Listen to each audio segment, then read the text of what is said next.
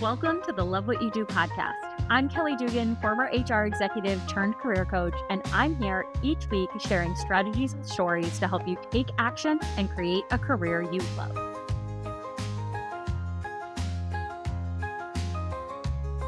Welcome to the podcast, everyone. I am so excited to have our guest here with us today, Joanna Lovering. Welcome to the podcast. Joanna is a leadership and presence consultant. She is a coach. She is an amazing facilitator, and she's going to be here today talking to us all about how we can increase our executive presence, why it's important, and share a little bit about the amazing career path that made you an expert in all of these areas. So welcome, Joanna.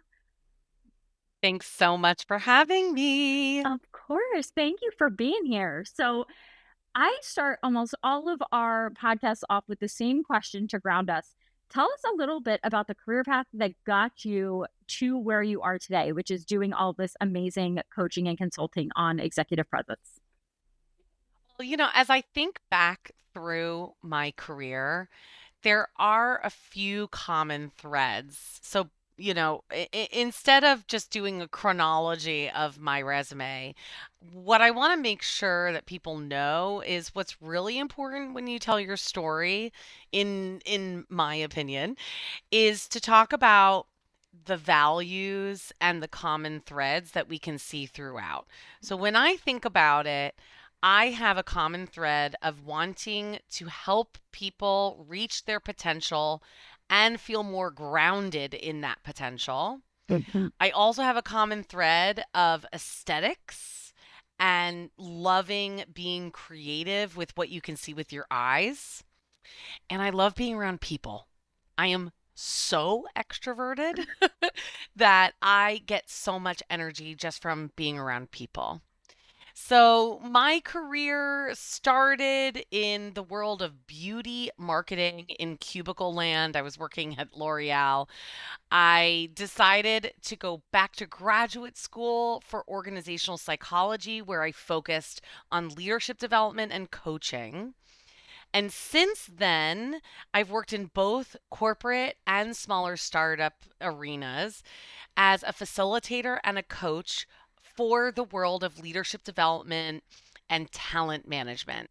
So, helping people through courses like management courses, as well as one on one coaching, helping them just be better leaders. Yeah. Better managers too, and there is a difference between leading and managing.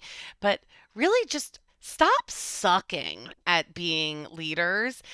Get your communication skills under control and be more consistent and in front of your team to garner trust. That is what I do. Like I said, I've done it in larger corporate arenas as well, like JetBlue, Tiffany and Company, NBC Universal, and then some smaller startups like Daily Burn. And now here I am, 8 years in, I've had my own business. Wow. Oh my gosh, that's incredible. Joanna, you and I met it through coaching. Actually, we did some resume work together as you were starting to really break into a lot of facilitation. And I had the opportunity of getting to hear your career story in such detail. And you have one of the most fascinating backgrounds of anybody that I've had the joy of getting to work with. I no, My I gosh, truly mean really? that. Yeah, like, because you have done I it don't know all. if that's a good thing or a bad thing. It's a great thing. Oh, well, for a career nerd, it is an amazing thing. Yeah, sure. I just the diversification that you've had, not only with the corporate clients you've gotten to work with in full time capacities, but also like getting to bring in this like entertainment industry flair and the fashion passion that you have. Like, it is what I think it really makes you such a unique personality to help people with their executive presence because you're coming at it from so many different angles. Thank you. Well, my background in leadership development, that's organizational psychology is my education. P.S. My undergrad was in performance as well, like Oh, drama stuff. Okay. very So nice. I'm very, very used to being on stage. And the fact of the matter is that no matter where we are, whether we're physically in the room or on a Zoom room, when we are at work, we are on stage, whether we like it or not. Some, believe me, I know some days you don't want to be on stage, but people are looking.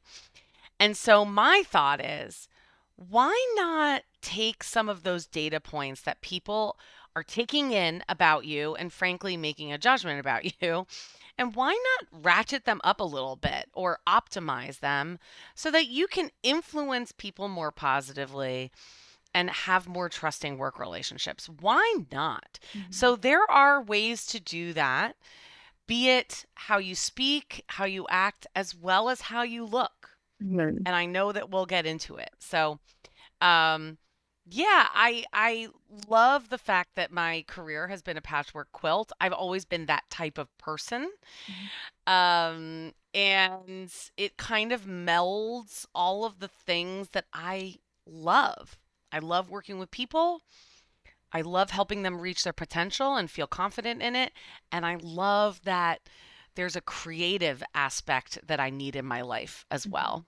Yeah, absolutely. And I think that patchwork quilt is such a beautiful example of what how we want to approach what our own presence should be, right? Like it should be this kind of pulling from everything and who we are. I could not agree with you more about that we're always on stage in some capacity. I think one of the things that I talk about in my coaching is personal brand. And even when you think you don't have a personal brand, you do because it's what people are saying about you when you're not in the room.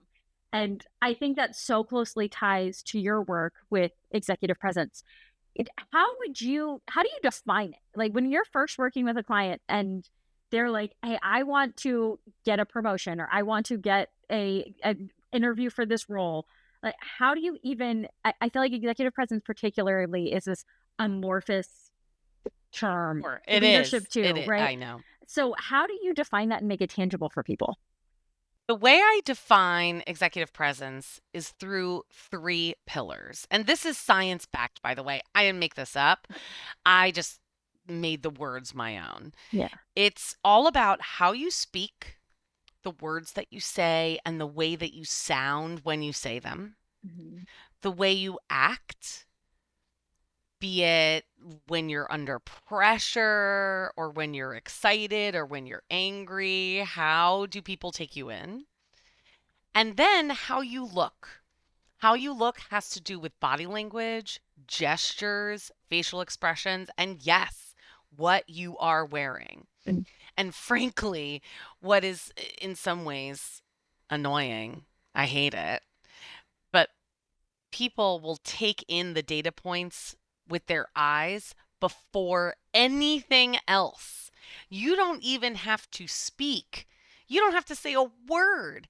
And people are already making a judgment about you based on what they see. Again, body language, facial expressions, gestures, and what you're wearing. Yeah. So why not ratchet that up? And I want to be really careful to say, when I say optimize those data points, what I don't mean is performing as someone you're not Mhm. or conforming to some sort of societal standard of femininity or masculinity or anything in between, right? I I mean, the feminist in me has zero interest in conforming to traditional ideals of what a woman is at work for me, Mhm. right? So what it's really about is being grounded and confident in exactly who you are, Yeah. knowing that you have a goal. And your goal is to, I'm making this up, your goal that day is to convince your CEO that you need more budget for this project. Mhm. So, knowing your CEO, how can you speak, look, and act so that you can reach your goal more efficiently? I love that Th- approach that it's That's what it's about. yeah, it's about Executive presence just isn't in a vacuum. That's what I want to make sure people know. oh my gosh, I love that perspective of it being outcome driven instead of being because it can feel really personal, right? And be like, I don't want to be someone I'm not. Yes. I don't want to be acting, just as you said, I don't want to be performing, but also I still have to get this thing done. And balancing those two must be that must be kind of the secret sauce, is figuring out how to walk that line. 100%. And listen, this stemmed from, and I have a story for you. This stemmed from when I was working at a company that you have heard of, that your listeners have absolutely heard of. And I felt like my personhood was being critiqued Mhm. when my executive presence was being, well, criticized in some way. Mhm. And I'm not saying that this person who told me that my laugh was too loud, that I walked too loud, and that my hair was too crazy, which, uh-huh. Yeah, Okay. that So doesn't feel that good. the that doesn't feel great, but I have to say that that feeling of I felt attacked from a personal standpoint, and I also felt stuck. And that was the piece that I really needed to get out of. The attacked thing, I I actually do think she was attacking me. Mhm. But that's neither here nor there. Yes, she got fired 3 months later. Mhm. But but I felt totally stuck in in the way that I was showing up. Not to say that I wanted to completely change who I was showing up. It's not like I wanted to straighten my hair every day or not be as loud, but I felt stuck because I felt like I only had one way of showing up, Mhm. and all of a sudden that wasn't working for the important people in the room. Mhm. And so I needed a way to be a little bit more fluid, but still feel like me. And that's what executive presence is. I'm an extroverted person, but I have the ability to be quiet and introspective and a good listener. Very, So sometimes that part of me needed to come out. very. So executive presence is all about being intentional about how you're showing up so that you can make the impact that you want to make. Oh my gosh, I love that, because I'm willing to bet there's someone listening to this podcast right now who feels that feeling of being stuck. I think that resonates. I Yeah. know it's resonated with clients that I've worked with in the past around when you get that feedback about your executive presence, it's impossible for it not to feel personal. And I'd love to get in Of with you, course. like Yeah. how I'd love to have a conversation at some point in here about how managers can approach that conversation so that it feels like it's coming from a place Sure. of benefit. But I don't want to derail us too much. But I think there are people who feel stuck, or maybe they're very introverted. And how do I show up in an extroverted environment when that's not me, without out feeling Right. fake? So, Right. so how do you approach this with your clients? I love the model that you shared with us, right? Around, it's about what you say, it's about how you act, and it's about what people see. But how do you take that and get people to actually change their executive presence? What's some of the coaching that you do with them? So again, I use my words really, really particularly here because what I'm not interested in is for people to change or perform. That sounds, I mean, unless you're someone on the other end of this, one of your listeners is a professional actor, Yeah, you can just, keep performing. Yeah. yeah, you can keep performing, but I don't think it's worth it to perform as someone you're not. What I do think is worth it, though, is what I call try it on. Okay. It's also not fake it till you make it because I'm not interested in anyone having to fake anything, but try it on and see if it fits. Mhm. So the approach that I have is listen, you know what your goal is. This person in front of you probably communicates, I'm making this up, but this person in front of you might communicate differently than you. Mhm. If you are a highly detailed, in the weeds, quality focused person, and your VP is not someone who deals with details. They speak in bullet points. Mm. They write their emails in bullet points. I would say try it on. I bet there is a part of you that doesn't need to write in prose every time with every single detail. So try it on and see if you can match that other person's. This is just the communication style, so the Yeah. how you speak part. Mm-hmm. But what I'm trying to say is if we can think about our audience, here's my theater background, but if we can think about our audience as well as the goal, what is the most efficient way to get at that goal through that audience?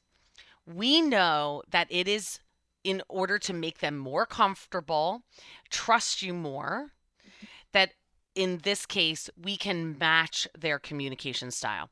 It's going to feel weird for you trying it on. We don't always put on clothes that like feel right to us, right? Oh yeah. If No. it feels if it feels wrong, we throw it out. Agreed. But if it's something that we have to get used to, maybe try it again and again and see if it helps us get to our goal. I love That's that. the approach or the lens that I take. Mm-hmm. That makes a lot of sense. That makes a lot of sense. And I love what you're sharing around communication style because That was just an example, but yeah, but yeah. it's again, it goes back to the point of taking the personal out of it, right? We have ways how we show up as communicators, and we don't have to change that to meet others where they are, how they communicate. And I've not really thought about that as an essential part of the executive presence before. So I'm so glad that you pointed that out because I think that's incredibly important. It's uh, what is the line that I have heard throughout my career? Treat others how they want to be treated instead of Yes. the golden rule of, treat others how you want to be treated. Sometimes it's, all right, how do I need to communicate with this person to be interpreted as myself in a way that they can actually interpret? Yes, exactly. How can we make it easy for them to take you in so Yeah. that you're heard and that they say yes? Yeah. And That's that's what what I we say. want. Yeah. And you can still be you, but in a way Yeah, that they can see you, instead of that's right. faking it. Oh, P.S. That's influencing. you're so right. That's what that is. So executive presence is the combination of influencing plus personal brand. Wow. That's what it is.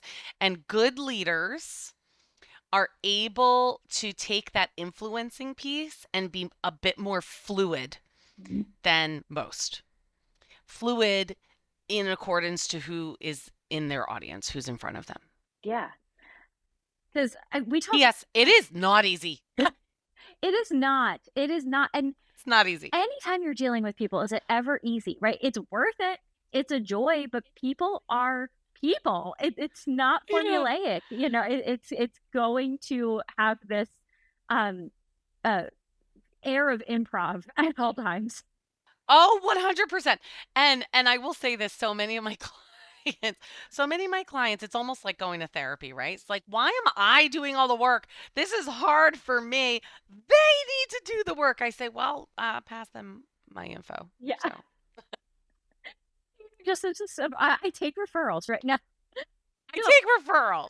But that's so true. Where we started this conversation, even around with the looks, right? Like, okay, we might hate the fact that somebody is judging us by the way that we look, Yeah.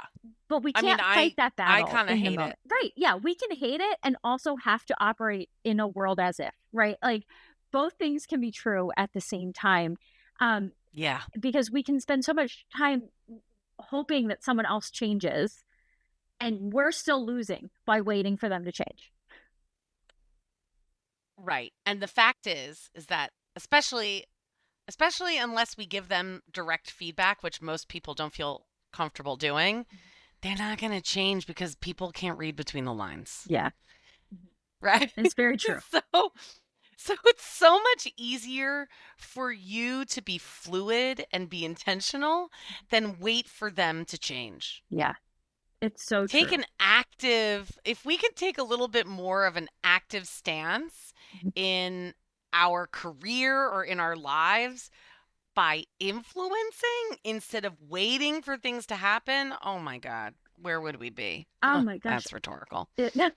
But those are the moments I think when we talk about these career changing moments that you experience. I think when you're able to master the stuff that you teach on and what we're talking about today, that can be one of those moments that really unlocks opportunity for you in your career. And we talk about leadership and we use the word like executive presence. You don't have to be an executive for this to be Oh valuable. no, that's just a vocabulary word. Yeah, right. Like this, Yeah. no matter where you are in your career, the foundations that Joanna's talking to us about, like that stuff, it matters right out the gate, all the way up to the CEO. And it's just the horse, same horse, different color, right? One 100%. Executive presence is for everyone, and it can be at work, it can be in your social circles, in your communities, because, like I said, it is personal brand plus influencing. We have to do that every day. Yeah. Sometimes it's exhausting, but we have to do that every day. Yeah. And one of the things that I have not thought of before this conversation is when you're in job search mode, like maybe you're between Yeah. positions, you're putting yourself out there. I talk a lot about the importance of personal brand, but that influencing piece, like you can have a lot of power as an interviewee, as someone who is on the job search side by tapping into some of these skills and leveraging not only your personal brand, but also the influencing to make it a full executive presence approach. I think could be really beneficial. 100%. And I think a lot of us already know, we already know this. We just don't put it in the through the lens of presence. Mhm. So for example, uh, this is like job searching 101, but we all know that you might have different versions of your resume according to what type of job you're applying for. Yeah. Same person, same experience, but you're going to highlight different pieces of your experience in order to entice the recruiter. Mhm. Take that concept and put it into you, Yeah. right? Same person, but according to the goal, the job you want, Mhm. and the recruiter, the person that's in front of you, you're going to mold and you're going to be fluid with how you talk about your experience. Mhm. So it's kind of like I'm glad you mentioned that because frankly, I don't know if I've ever thought about it either, but it's kind of the same idea Yeah. as having multiple resumes at the same time, the same person, but just applying for different jobs. Yeah. It's how are you targeting? And Hmm. it's the How are you embodied showing up? version. Yeah, 100%. And Yeah. so we've talked a little bit about the communication piece and the speaking and understanding other people's communication styles. One of my favorite things about getting to follow you on LinkedIn and on Instagram is how you're able to talk about fashion and some of like how we can show up physically. So, like, you know, one of the famous rules, we're recording this the Tuesday after Labor Day. Here I am wearing a white shirt. I always just applied that don't wear white after Labor Day to the white pants, but Oh, I'm and then sure. I'll say, wear whatever the fuck you want. I Right. mean, Kelly, come on. I was just gonna say, having talked to you, I think you're about to tell me screw those rules, which I love. But what are some of the like tips and tricks for people who are trying to show up, whether it be on a virtual meeting or show up in the boardroom, um, in a way that they are going to be able to be seen as credible? Like what is some of the Yeah, advice that you give? sure. So I actually have this math equation. Sure. um, so many of my clients are women in STEM. And so when I give them some guardrails in the form of an equation, they just eat it up. So here it is. In order for us to build put together outfits, and for those of you who aren't watching this, I'm doing air quotes put together. Everyone says, I just want to look put together. I just want to look put together. Yeah. So I'm like, okay, how do I define put together? Well, here it is. Here's the definition. It's the line, the V, and the rule of three. Oh, I'll this say is, that one more time. I'm gonna Yeah, need to be this is taking good. notes. Yeah, yeah, yeah. Okay. The line, the V, and the rule of three. Great. And now I promise that anytime you go into your closet, you're going to have little Joanna on your shoulder. The line, the V, and the rule of three. Okay, so what is that? By the way, these are some guardrails that are for those who identify as women. Mhm. Um, we can talk about male fashion, but it's a little bit different. Okay. And I all second caveat Mhm. is that I'm taking into account the other people in the room, the audience, Mhm. okay? And so you may hear some some tinges of traditional gender roles Mhm. or ways that people define traditional women's bodies. Mhm. And the feminist in me, this is a caveat. The feminist in me says, screw all that shit. And then the coach in me says, yeah, but you're not doing this in a vacuum. So Right. we do have to remember that there are other people, and what's your goal? If your Mhm. goal is to influence them positively, we are working on changing the game, but the game isn't totally different yet. Mhm. Okay, that's my second caveat.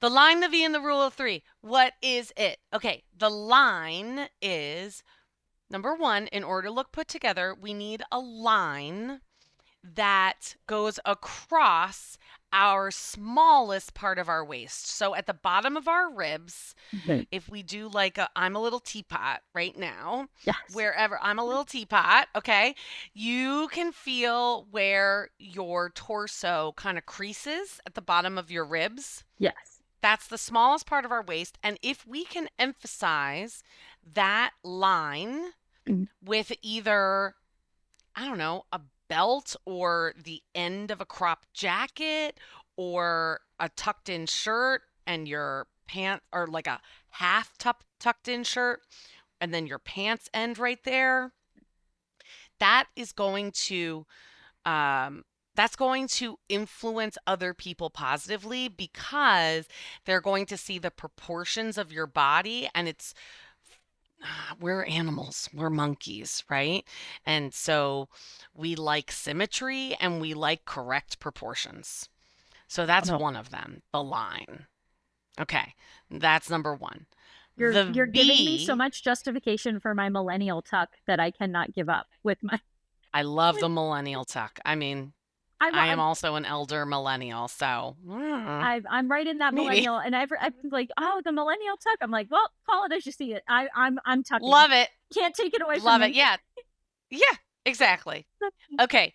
The line, that was the line. Then the V. The V is on either side of your neck.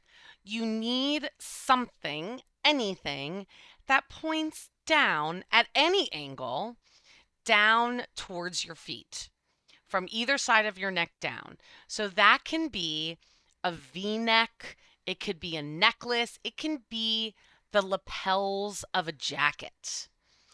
Right now, what do I have? Everything here is actually um, rounded, but I do have my little cords, and it Yeah. counts, baby. It counts. Oh my gosh, I that's know great. Yeah. it counts. I know it's ridiculous. Look at me with my accidental V this morning. And then you have it. Yeah. Yes, you have it because you have the collar of your shirt. Exactly. Love that. Okay, so that's the line and the V. And then the rule of three is a little bit more like where the science becomes an art. But so many of my clients wear only two items whenever they leave, a top and a bottom. And Mhm. I'm not talking about shoes here, just a Mhm. top and a bottom. The rule of three is that we need to wear three significant items on our body, not including shoes. Oh. So it needs to be a top, a bottom, and something else. There's got to be something else to tie the whole thing together. That something else can be an accessory. It could be a scarf. It could be a bangle bracelet. It could be a belt. Um, It could be a jacket. It could be my incredibly understated frames. Which I Haha. love. Thank you. They are gorgeous. And really, the rule of three is more like the rule of at least three, because you could have four, maybe you could have five, but once we get to six or seven, I'm like, okay, slow your roll. Yeah. Slow your Yeah. roll, Mhm. girl. But it's in order to prevent us from only wearing two items. And then people are going to say, well, what if I wear a dress? Yeah, I know. I know. This is okay.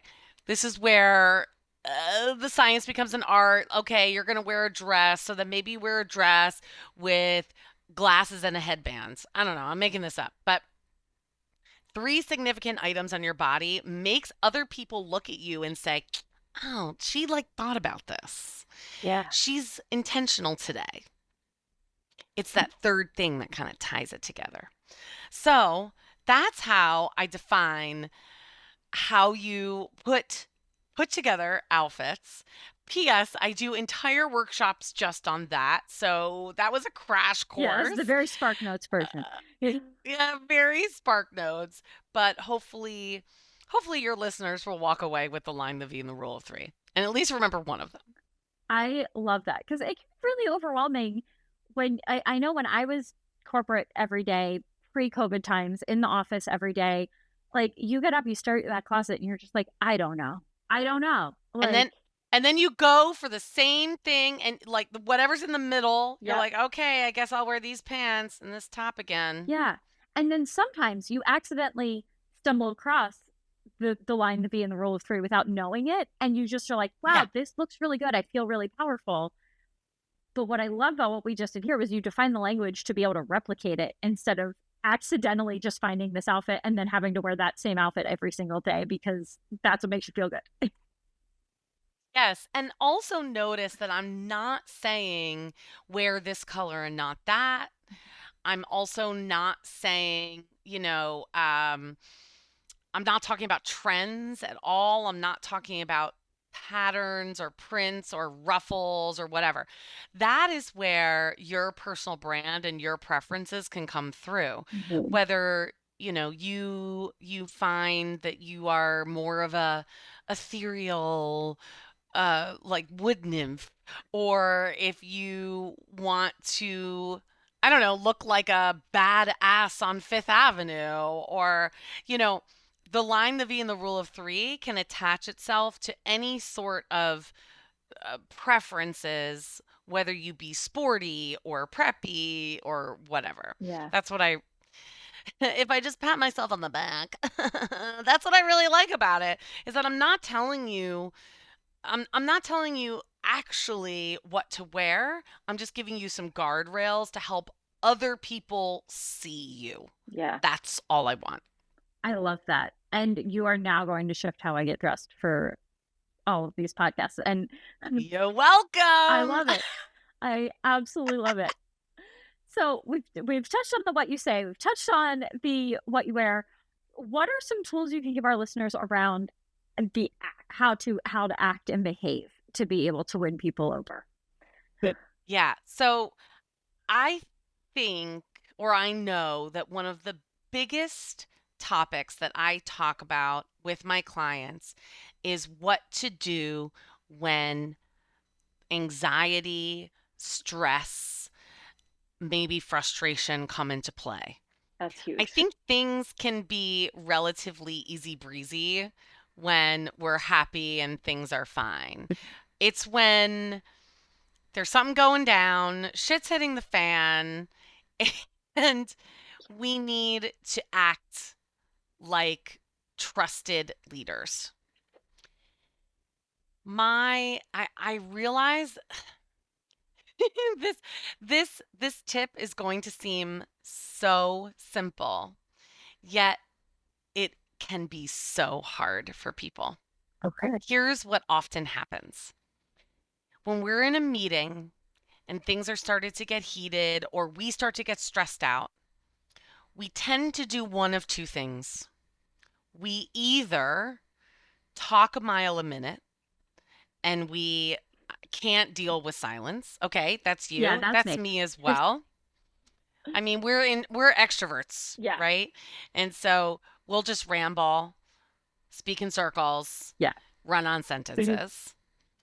Or for those of us who are on the opposite side of the spectrum, who are maybe not extroverted, they might not jump in at all.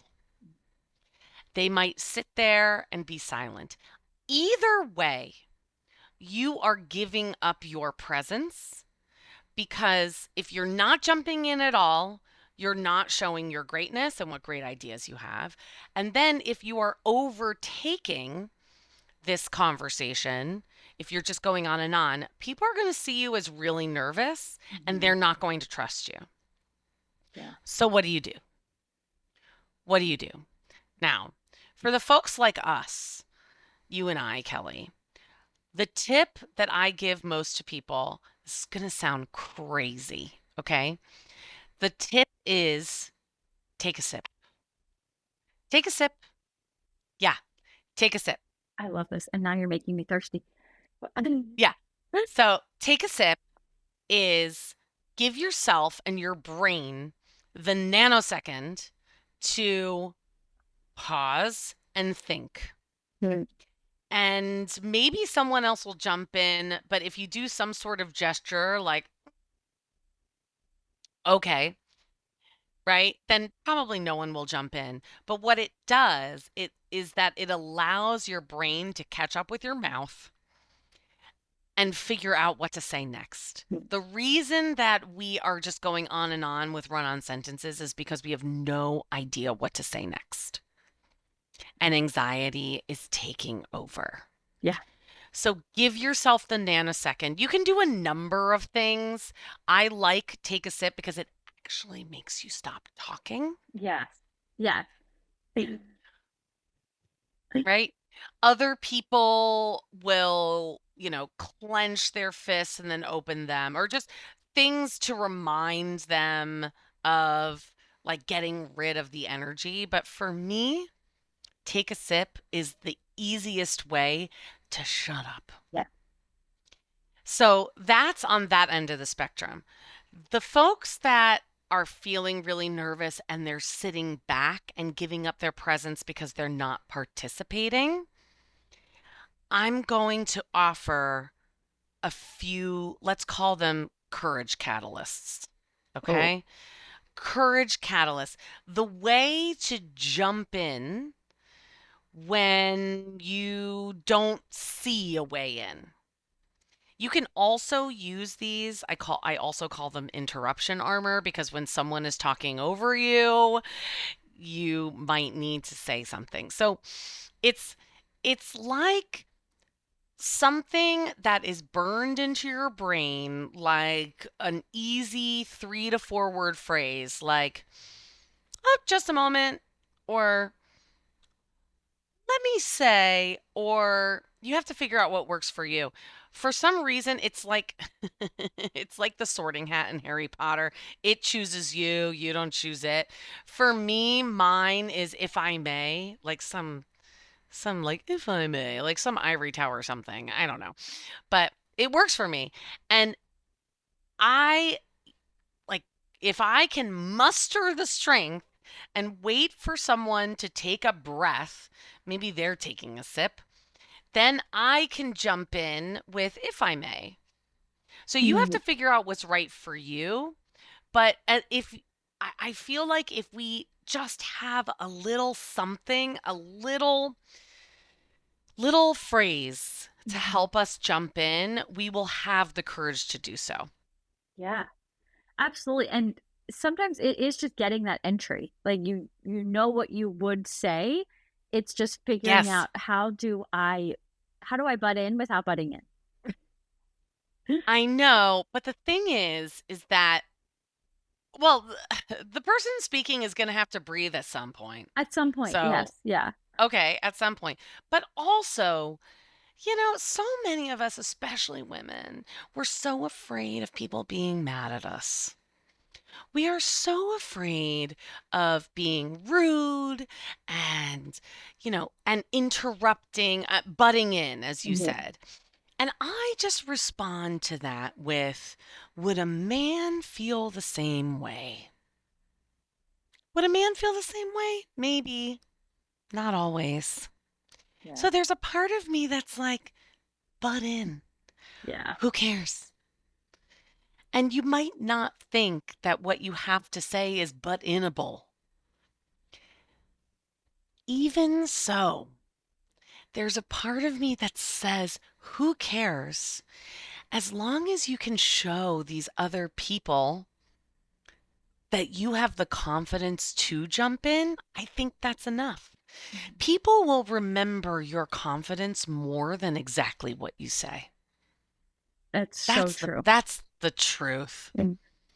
So I would rather you not be super confident in exactly what you're saying or that question. Oh, this is such a stupid question. Who cares? Who cares? I think what's important is showing others that you have the strength and the courage to say something.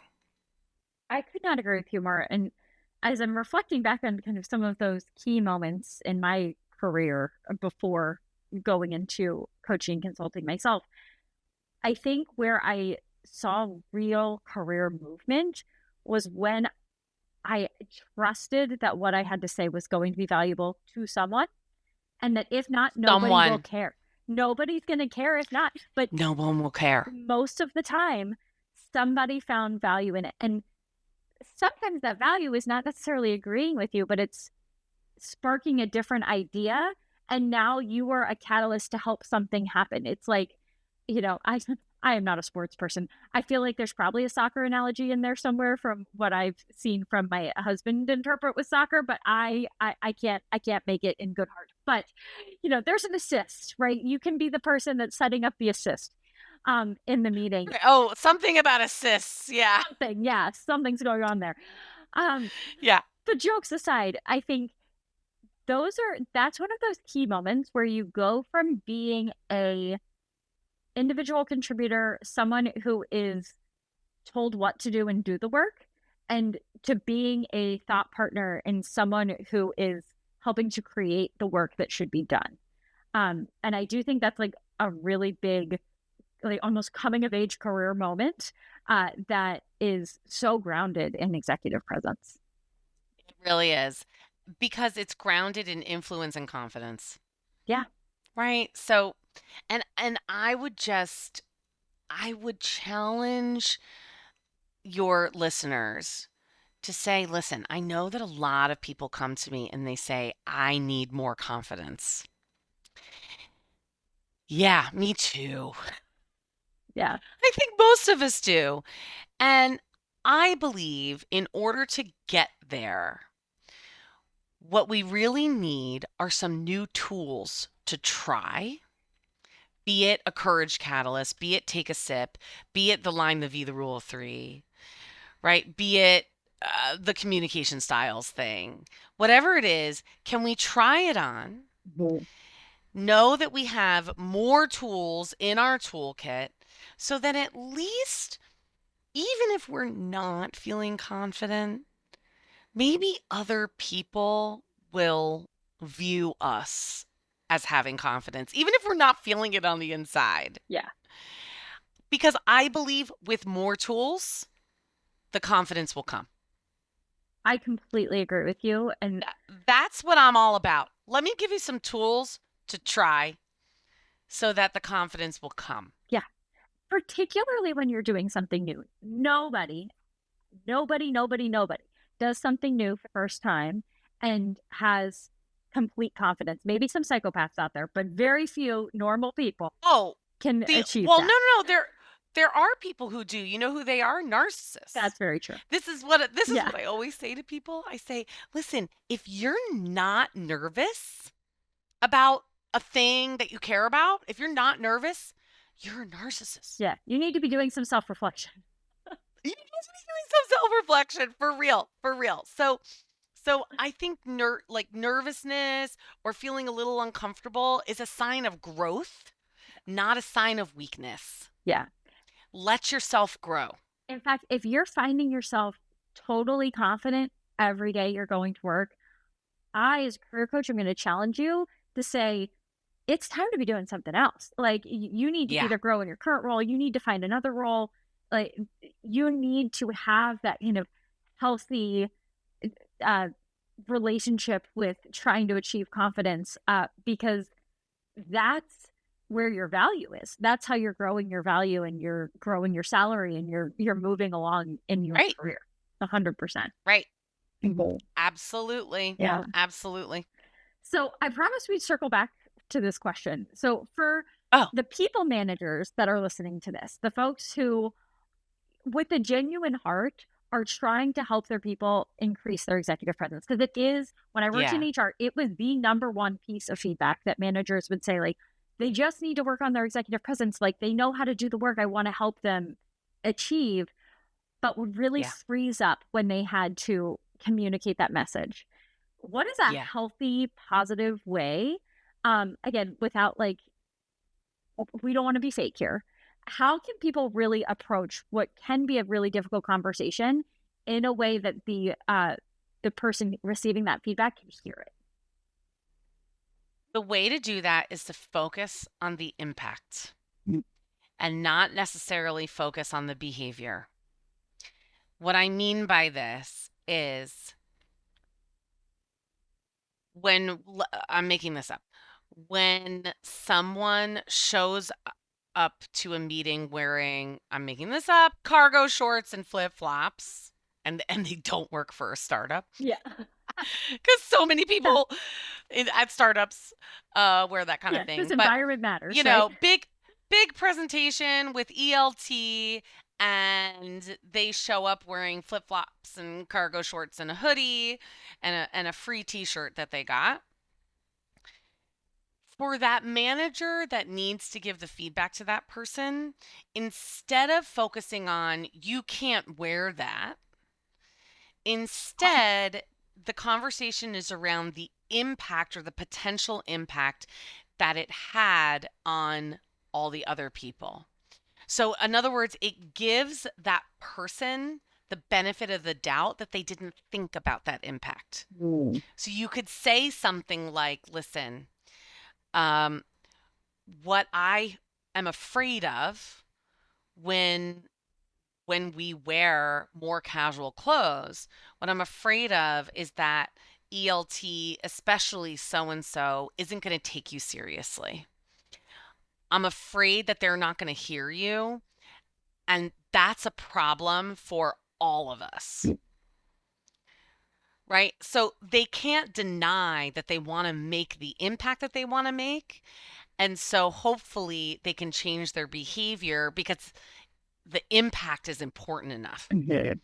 If we just focus on the behavior or the thing that you saw or the thing that you heard, right? Okay. Then it becomes about rules Mm. and it becomes about being a good little soldier. And that doesn't feel good for anyone over the age of, I don't know, 15. Yeah. If you can get it that long. You, right. You can't wear that. Yeah. So that is my advice, is focus on the impact that that behavior has on you, the team, the project, the company, the executives, whatever it is. Yeah. That's my advice. Focus on the impact. Yeah. I think that's huge because, as we've talked about multiple times, it takes work to see this as outcome driven work and not personal driven. And when you get into Yeah. executive presence conversations, I think it's so important for managers to remember, you know, the listener is going to be hardwired to go personal, right? It's going to Of feel course. personal.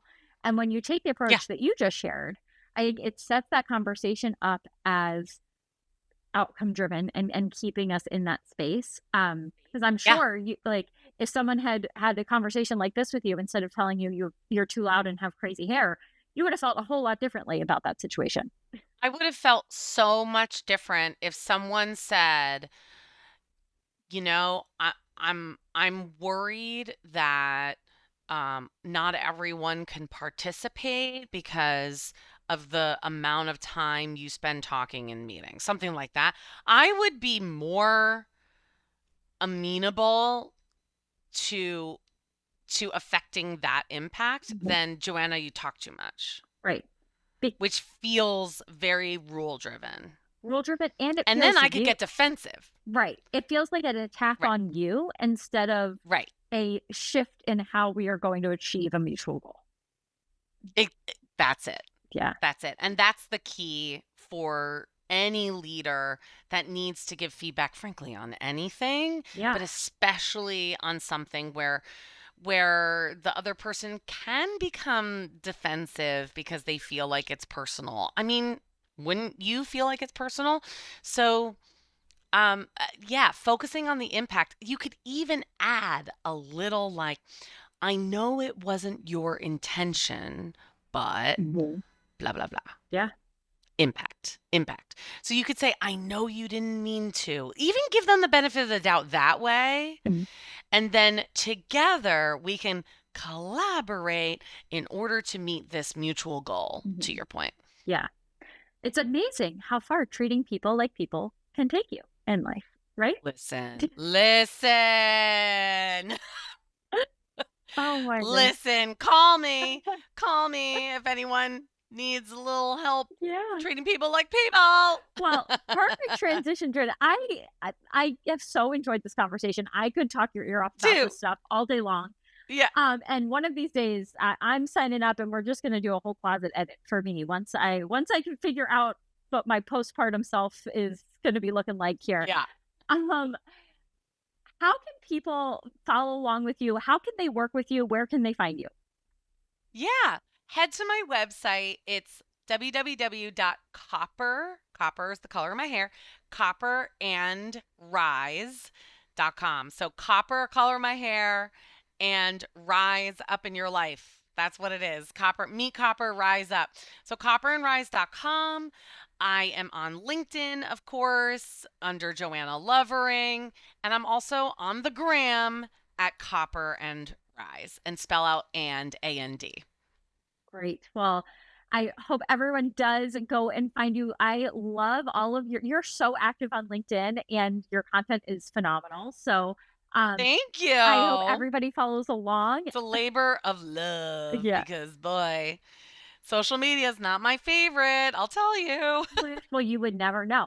You would never know by that presence you're putting up. Let me tell you. Yeah. Thank you, darling. Thank you. Thank you so much, Joanna. I look forward to chatting with you soon. And thanks everyone for joining us today. Thanks for joining me on today's episode. As always, if you're looking for coaching, support, or would like to submit a question, you can drop me an email at info@yourplaceatthetop.com. And if you enjoyed today's episode, don't forget to subscribe, share, and leave a review so this podcast can find its way to other amazing listeners just like you.